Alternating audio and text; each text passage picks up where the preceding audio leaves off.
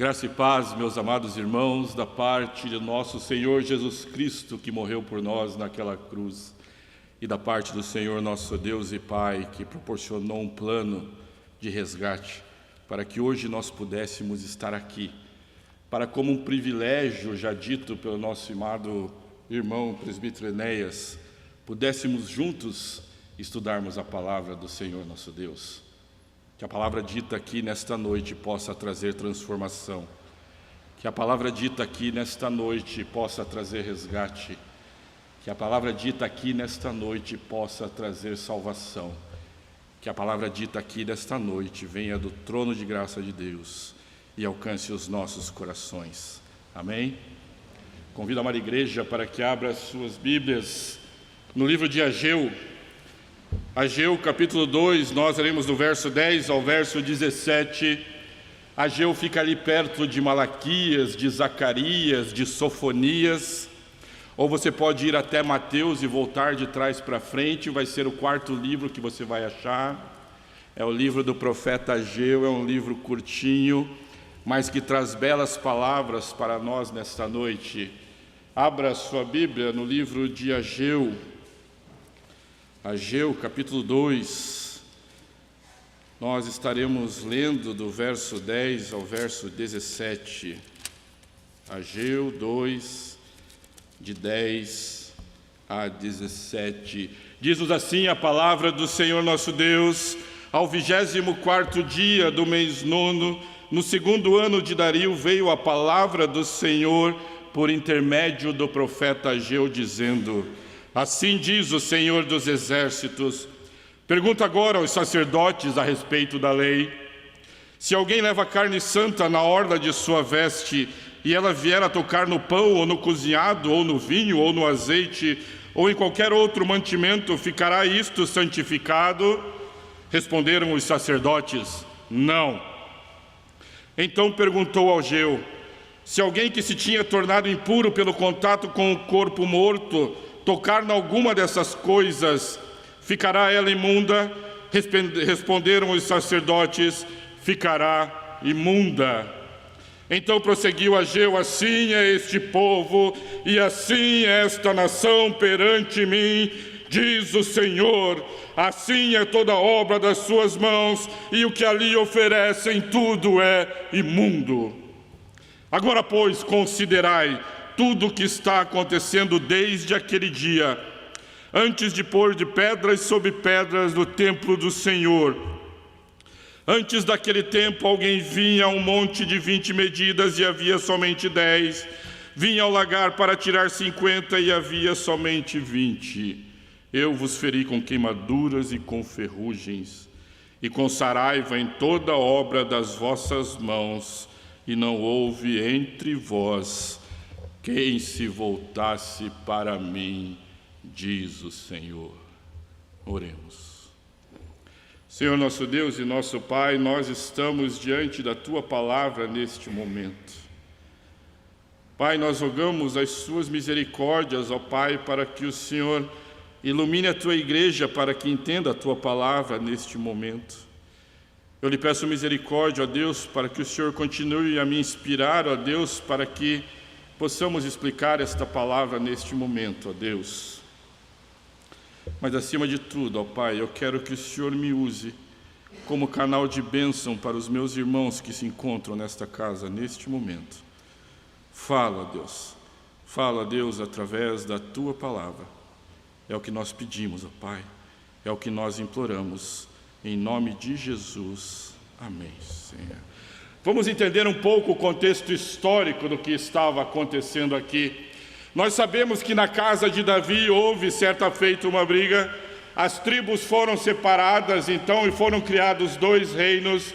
Criou-se o reino do norte e criou-se o reino do sul. Ao reino do norte nominou-se Israel, ao reino do sul nominou-se Judá. Eis que o reino do norte então se afoga em seus pecados, apesar de sempre convocados pelos profetas, apesar de sempre chamada a sua atenção. O reino do norte não resolve dar ouvidos à lei do Senhor nosso Deus, pratica aquilo que não conduz com a palavra de Deus. Deus então convoca os assírios, vai até o reino do norte e os leva para um cativeiro.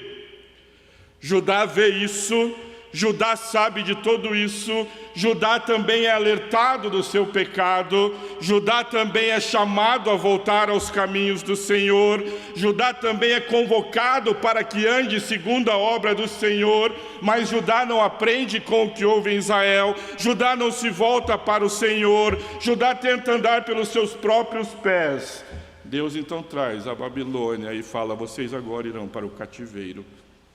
Porque apesar de mão forte ter tirado vocês do Egito, até hoje vocês não aprenderam nada e não se voltaram para mim. É tempo das consequências do pecado que vocês praticaram lhe alcançarem. O povo de Israel, então, está distante. O povo de Judá está distante. Deus os manda para o cativeiro.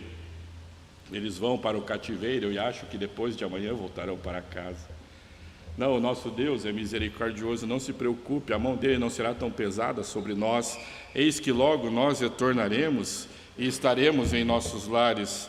Deus então manda profetas e ele diz assim: construam casas, casem-se, plantem, façam tudo o que vocês têm que fazer desde quando vocês aprenderam, porque a consequência do seu pecado vai durar tempo. Vocês vilipendiaram o meu nome, vocês não me obedeceram. As nações em volta de vocês me desonram por causa de vocês, porque apesar de tudo que eu fiz por vocês, ainda assim vocês não me honraram como deviam. Vocês ficarão nesse cativeiro. E por 70 anos eles ficam nesse cativeiro, até que um dia meu amigo Ciro edita um decreto. Abra lá a sua Bíblia no livro de Esdras, capítulo 1. Gênesis, Êxodo, Levítico, Números, Deuteronômio, Josué, Juízes, Ruth, Samuel, Reis, Eis, Crônicas, Esdras.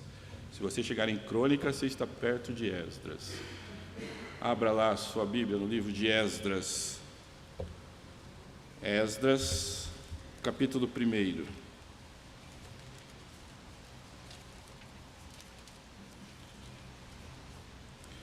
Esdras, capítulo 1. Nós lemos do verso 1 ao verso 5. Acompanhe comigo lá. No primeiro ano de Ciro, rei da Pérsia, para que se cumprisse a palavra do Senhor por boca de Jeremias, despertou o Senhor o espírito de Ciro, rei da Pérsia, o qual fez passar pregão por todo o seu reino, como também por escrito, dizendo: assim diz Ciro, rei da Pérsia, o Senhor, o Deus dos céus, me deu todos os reinos da terra e me encarregou de edificar uma casa em Jerusalém de Judá. Quem dentre vós é de todo o seu povo, seja Deus com ele, suba a Jerusalém de Judá e edifique a casa do Senhor, Deus de Israel. Ele é o Deus que habita em Jerusalém. Todo aquele que restar em alguns lugares em que habita, os homens deste lugar o ajudarão com prata, ouro, bens e gado, afora as dádivas voluntárias para a casa de Deus, a qual está em Jerusalém. Então se levantaram os cabeças de famílias de Judá e Benjamim, e os sacerdotes e os levitas, com todos aqueles cujo espírito Deus despertou, para subirem a edificar a casa do Senhor, a qual está em Jerusalém.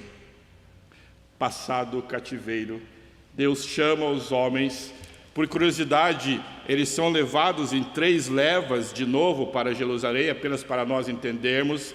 Primeiro Deus chama, Zorobabel vai para construir o templo, depois ele chama Esdras para que eles ensinem a lei, e depois ele chama Neemias para que construa os muros em volta da cidade. O povo se volta então para Jerusalém, o povo lança os alicerces do templo, o povo começa a construir o templo, afinal não foi isso que eles combinaram com Deus. Ciro edita o decreto, diz: chame este povo para que eles retornem para Jerusalém e para que lá eles me construam o templo, porque lá é a morada do Senhor. Eu faço um acordo com vocês agora, eu tiro vocês do cativeiro para que vocês trabalhem na minha obra. Eu tiro vocês do cativeiro para que vocês tenham o coração na minha obra. Eu tiro vocês do cativeiro para que os seus pensamentos sempre tenham em primeiro lugar a minha obra, porque com mão forte eu tirei vocês daqui, porque com mão poderosa eu vim buscar vocês aqui. Trabalhem na minha obra. E diz a palavra que mais ou menos 50.000 pessoas dessa primeira leva retornam para Judá, para construir o templo de Deus, para trabalhar na obra de Deus. Entretanto, as situações que envolvem o povo de Deus, e essas situações não é tão distante, tiram o foco daquele acordo que Deus tinha feito com os homens. Eu não chamei vocês para trabalharem nas minhas obras. Eu não libertei vocês, sendo vocês agora meu, para que vocês continuassem a obra. Eu não tirei vocês daquele lugar, não lhe dei dons, não despojei sobre vocês, não coloquei sobre vocês a minha graça, para que vocês trabalhassem na minha obra. Entretanto, se você abrir no texto lá de Ageu, que nós estamos ainda, veja lá no capítulo 1, verso 1 e 2. No segundo ano do rei Dario, Ageu, capítulo 1, verso 1 e 2. No segundo ano do rei Dario, no 6º mês, no primeiro dia do mês, veio a palavra do Senhor, por intermédio do profeta Ageu, a Zorobabel, filho de Salatiel, governador de Judá, e a Josué, filho de Josadaque, o sumo sacerdote, dizendo: assim fala o Senhor dos exércitos. Prestem atenção nisso. Esse povo diz: não veio ainda o tempo em que a casa do Senhor deve ser edificada. Veja o conflito que existe. Vejam a briga que existe. Eu tiro vocês do cativeiro, eu convoco vocês, Dario baixa um edito, ele diz assim: vocês devem ir a Jerusalém para continuar a obra do Senhor, para construir a casa do Senhor. Eles vão a Jerusalém, as suas casas eles as têm por melhores que a casa do Senhor, e eles não querem trabalhar na obra do Senhor.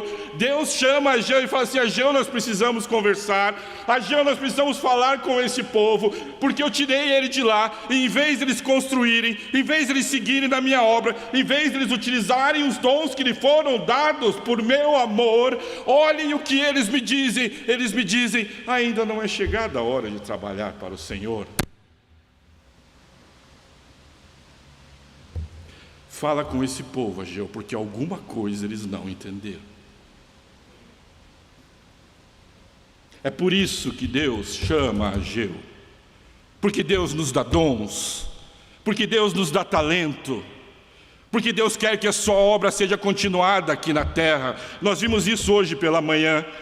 Deus nos capacita das melhores maneiras possíveis, e quando Deus nos chama, nós olhamos para Deus e dizemos: Deus, ainda não é a hora. Como se nós fôssemos o dono do tempo, como se nós fôssemos os soberanos, como se nós tivéssemos o poder de dizer o momento em que se deve fazer ou não se deve fazer a obra de Deus. Ageu ainda vai mais fundo, Deus ainda fala mais com ele, e fala assim: eles preparam as suas casas aplainadas com o melhores do que existe dessa terra, mas não cuidam da minha obra. Eu os resgato com mão forte para que eles saiam do cativeiro, para que eles possam propagar a minha palavra na terra, mas eles ainda preferem cuidar tão somente de suas casas, eles ainda preferem cuidar tão somente de seus negócios, eles ainda preferem colocar o seu coração tão somente naquilo que o seu egoísmo interno pode lhe produzir, mas ele não coloca o coração na minha obra. Diz isso para eles, Ageu.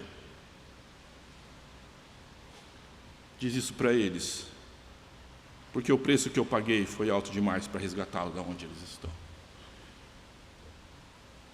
O preço que Deus pagou por nós foi alto demais, para que quando convocados pelo Senhor, tenhamos a perfídia de lhe dizer: Deus, ainda não é tempo de eu trabalhar na sua obra. Deixe eu me aposentar, então eu vou trabalhar na sua obra. Deixe eu correr atrás dos meus negócios, depois eu cuido da sua obra. Eu consegui tantas coisas, filosofia vã. Eu alcancei tantas coisas, filosofia pérvida. Eu atingi tantas coisas, filosofia que nos engana de uma maneira que vocês não imaginam, por achar que nós somos os donos do ouro e da prata, por achar que aquilo nós alcançamos por nossos próprios e únicos méritos, por nós acharmos que o casamento abençoado que nós temos é porque nós assim o fizemos, por nós acharmos que a labuta que nós temos em nosso trabalho, que nunca nos falta nada, é porque assim nós o fizemos. É isso que nós achamos. É isso que Deus pensa quando olha para nós, quando nós conversamos com Ele, dizemos: Deus, não é agora ainda. Não é agora o tempo que eu tenho que fazer alguma coisa, mas eu combinei com vocês que eu ia te tirar do cativeiro para que vocês construíssem a minha obra. Mas não foi isso que vocês fizeram. Mas o que acontece, meus amados irmãos? O que acontece quando nós não damos atenção para a obra de Deus? O que acontece, meus amados irmãos, quando o nosso coração não está colocado na obra de Deus? O que acontece, meus amados irmãos, quando o nosso coração está distante da obra de Deus? Quando nós queremos cuidar apenas dos nossos negócios e achamos que nada nós devemos fazer pela causa de Cristo. Em primeiro lugar, nosso amado, nosso descuido nos conduz a prejuízos.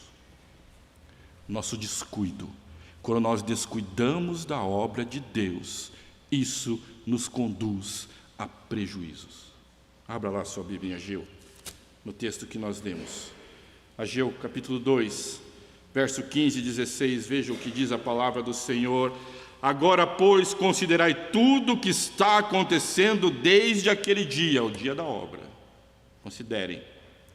Antes de pordes pedras sobre esta obra que eu lhe pedi, antes daquele tempo, alguém vinha a um monte de 20 medidas e havia somente 10. Vinha ao lagar para tirar 50 e havia somente 20. Quando o nosso coração está distante das coisas de Deus, essa nossa atitude nos traz prejuízos. Abacuque vai dizer que a figueira não dá o seu fruto, que a oliveira mente, que não há rebanho. Há prejuízo. Por que há prejuízo? Porque os nossos corações estão distantes de Deus. Nosso descuido nos conduz a prejuízo. A construção do templo havia ficado para trás. O povo começou a se preocupar apenas com os seus próprios negócios. O povo havia começado a obra. E quantas vezes nós não começamos, não é? Quantas vezes nós começamos alguma coisa, mas daí vem o cansaço, aí vem as outras atividades que nós temos, como se fossem atividades comparativas com as atividades que Deus nos deu. Nós então vamos construir o que é melhor para nós. Não, hoje eu não posso, hoje eu tenho algumas outras coisas para fazer. Nós vamos deixando a obra do Senhor de lado. Eu já vou uma vez por mês lá, eu acho que está bom. Eu preciso de 4 domingos lá para adorar ao Senhor. Esse domingo eu gostaria de fazer outra coisa. Vocês podem fazer, nós podemos fazer outras coisas. Podemos. Mas o nosso coração está na obra do Senhor. O povo despreza o Senhor. Por causa disso, o Senhor fala: Ageu, chama os sacerdotes. Chama, Deus, o que eu preciso conversar com eles. Pergunta a eles: acaso, se eles tocarem alguma coisa imunda, as próximas coisas que eles tocarem ficarão imundas também? Respondem os sacerdotes: sim. Porque eu não me apresento diante do Senhor com o meu coração no Senhor. Então as obras que eu toco para fazer são imundas, porque imundo eu estou, porque estou distante do Senhor. O povo havia voltado do cativeiro. O povo havia sido chamado para trabalhar na obra do Senhor. O povo havia chamado para trabalhar na reconstrução do templo. Porém, com o tempo, se esqueceram daquilo que tinham conversado com o Senhor. E por causa disso, quando eles sobem para a seara, buscam 50 e encontram 20. Quando querem tomar vinho, buscam 50 e encontram 10. Porque as obras das suas mãos não são abençoadas pelo Senhor, porque o seu coração está distante do Senhor. E, meus amados, isso não está lá. Quando Ageu escreve isso, Ageu não está escrevendo só para aqueles que estão lá. Ageu escreve para nós hoje, amados irmãos da Igreja Presbiteriana da Silva Jardim. Deus fala: Ageu, fala com esse povo. Diga a esse povo para que mantenha o coração na minha obra. Diga a esse povo para que, quando chamado, trabalhe na minha obra. Ajuntem tesouros, mas não precisam ajuntar tantos tesouros aí, porque esses tesouros que nós ajuntamos aqui de nada nos valerá. Que ajuntem tesouros nos céus, que não convoquem prejuízos para as suas vidas, que trabalhem pelo Senhor. Quando nós estamos angustiados, quando nós estamos doentes, quando nós estamos atribulados, então nós buscamos ao Senhor e fazemos promessas ao Senhor, de que faremos isso e faremos isso. O povo havia prometido: chama lá esse povo e leva eles lá para construir. Ó Deus, nós iremos até lá e construiremos o seu templo. Passado algum tempo, o povo se esqueceu do Senhor. E quando nós estamos bem, e quando nós estamos bem financeiramente, e quando em nossa família vai tudo bem, e quando em nosso trabalho vai tudo bem, enquanto o hospital para nós não é uma coisa que nos persiga tanto, enquanto nós vamos tudo bem, nós esquecemos daquilo que nós combinamos com o Senhor nosso Deus, porque nós achamos que nós estamos bem por nós mesmos. Entretanto, Ageu vem e diz: se o seu coração não estiver na obra de Deus, os prejuízos lhe alcançarão. Em segundo lugar, meus amados irmãos, nós precisamos entender que a nossa desídia leva ao peso das mãos de Deus. Conversa com eles, Ageu. Conversa com eles. Veja lá, capítulo 2, verso 17a. Ageu 2, 17a. Eu vos feri com queimaduras, com ferrugem, com saraiva e em toda a obra das suas mãos. Veja que Deus, quando Ele chega para falar com o povo, lembra nós tínhamos um acordo, nós não, lembro Deus. Então, já que vocês assim escolheram, já que a desídia encontrou lugar no seu coração para aquilo que concerne a obra do Senhor, eu vos ferirei. Eu vos ferirei com queimaduras, com ferrugem e com saraiva. Aqui ele está falando da lavoura, aquilo que sustentava o povo de Israel. Era isso. Então a lavoura era destruída. Ah, mas eu vou plantar mais. Não se preocupe, que eu, Deus, estou usando a expressão toda. Toda a obra das suas mãos não será abençoada. Ah, mas então eu vou fazer aquilo outro. Eu estou dizendo para vocês, faça, porque é toda a obra. A sua desídia para com o meu nome, a sua desídia para com a minha obra, a sua desídia para o que o seu Deus lhe trará o juízo de Deus. Ah, mas então eu vou fazer aquilo. Pai, pode fazer, porque eu estou dizendo que toda a obra das suas mãos eu irei ferir. Nossa desídia nos leva ao peso das mãos de Deus. O juízo de Deus não se deu fora do reino de Israel. O juízo de Deus não se deu além das fronteiras da igreja do povo de Deus. O juízo de Deus não se deu distante do povo de Deus. O juízo se deu em cima do povo de Deus, porque chamados, porque convocados, porque chamados pelo Senhor, resolveram primeiro tratar dos seus próprios negócios, como se não houvesse uma eternidade para ser buscada, como se não houvesse uma eternidade em que nós queremos morar, como se imaginássemos que apenas o que nós fazemos aqui reverbera na história e somente isso que nos interessa. Toda a obra das suas mãos eu ferirei diz o Senhor Deus. O pecado do povo não ficou impune. Eles passaram 70 anos do cativeiro e não entenderam nada. Meus amados irmãos, quantos cativeiros nós precisamos passar para que nós possamos entender a vontade de Deus em nossas vidas? Para quantos cativeiros nós precisamos ser levados para que possamos entender aquilo que Deus escreveu para a nossa vida?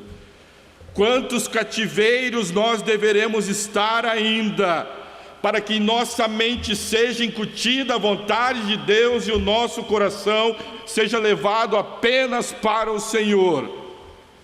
Com mão forte eu tirei vocês do Egito, lhes dei tudo desta terra, lhes disse: andem comigo, ainda assim vocês não amaram, por isso eu levei vocês para o outro cativeiro. Agora com mão forte do Edito disse: eu tiro vocês do cativeiro e digo: agora nós estamos juntos. E nós dissemos: não, Senhor, ainda não é chegado o tempo em que eu devo estar com o meu coração na sua obra.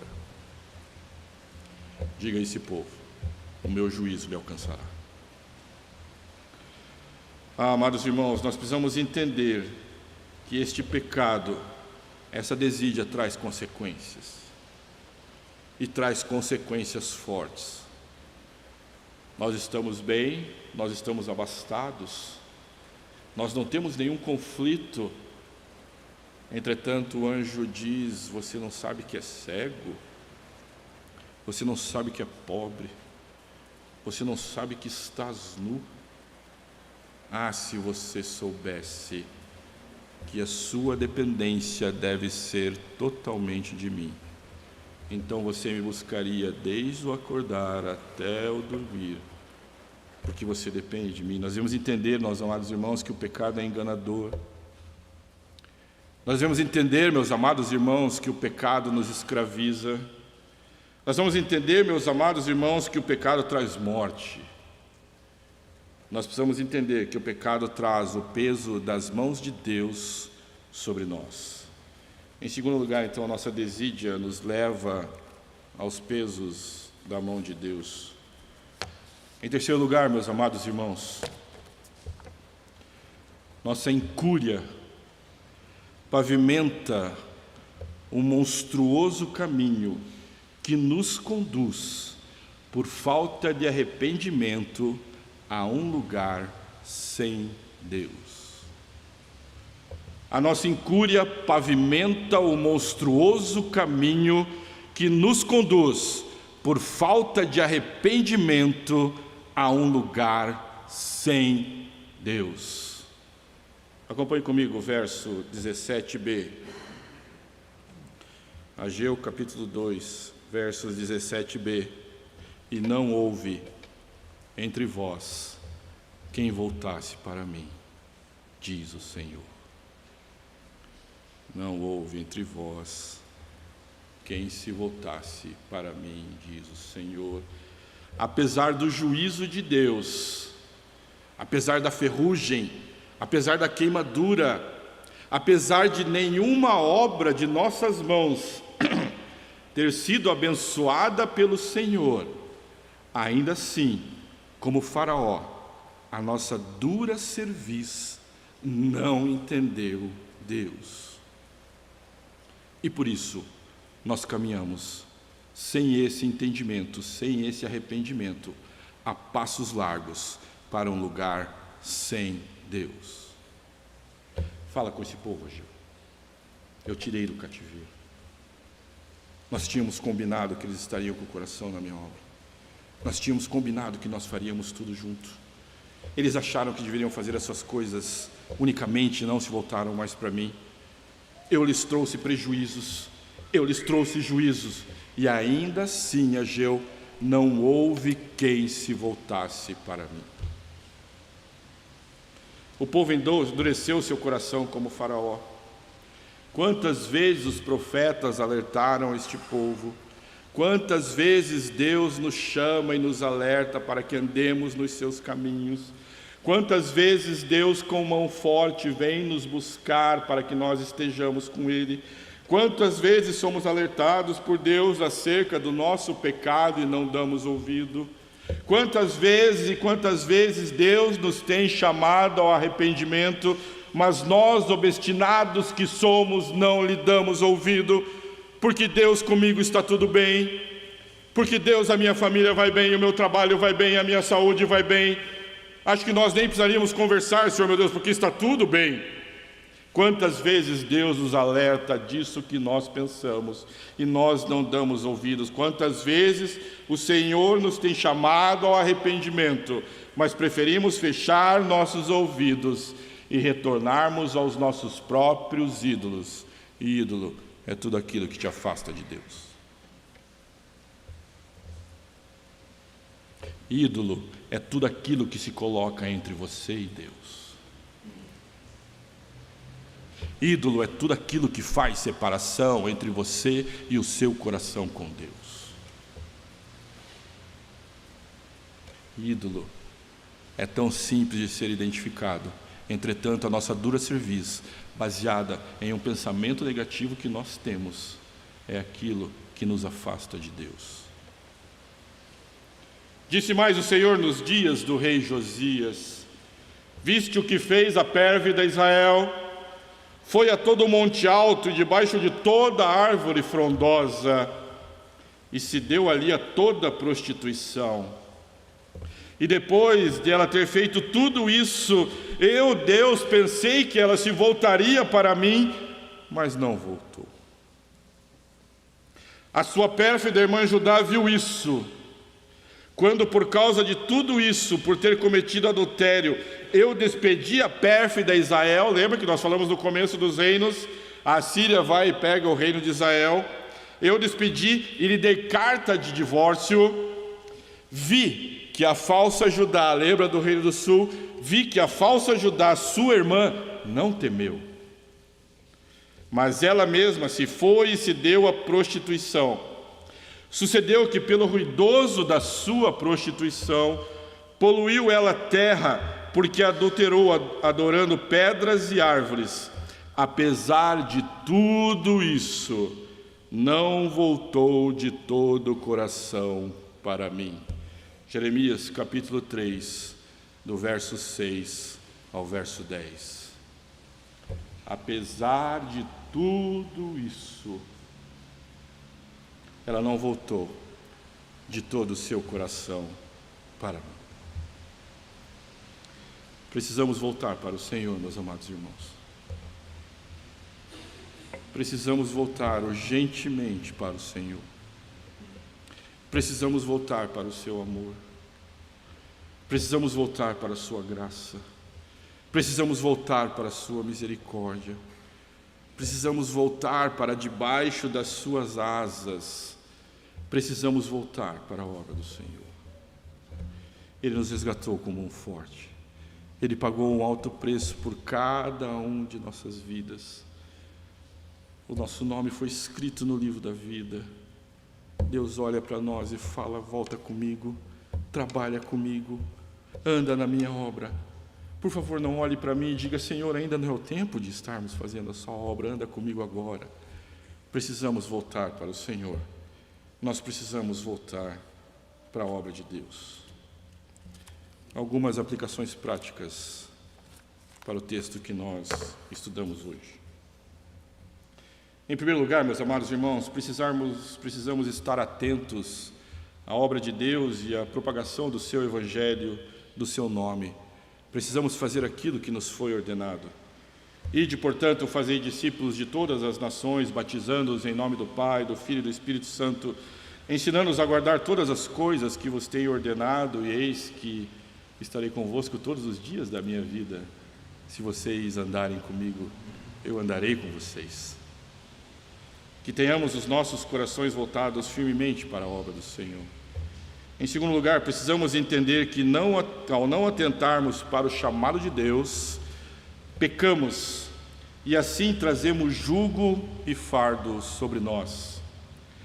Vinde a mim todos os que estáis cansados e sobrecarregados, e eu vos aliviarei.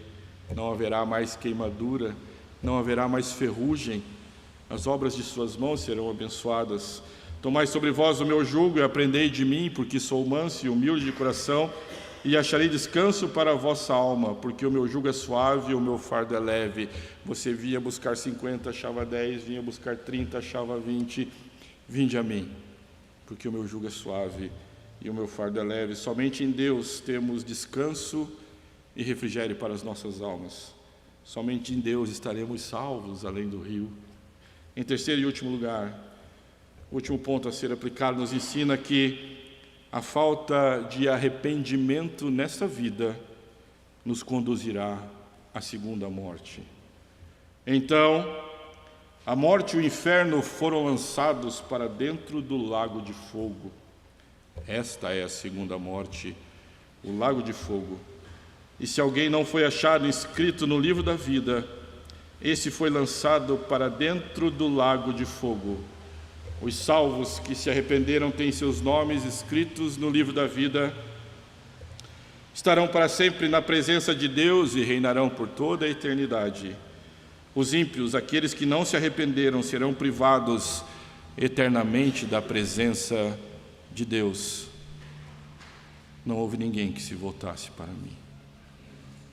Meus amados irmãos, que jamais sejamos achados nessa posição diante de Deus. Quando convidados, que o arrependimento atinja o nosso coração, para que juntos possamos passar a eternidade louvando e adorando ao Senhor nosso Deus pelo que Ele é e por tudo que Ele fez em nossas vidas. A Deus toda honra, a Deus toda glória, a Deus todo louvor, não somente hoje, mas pelos séculos dos séculos. Amém.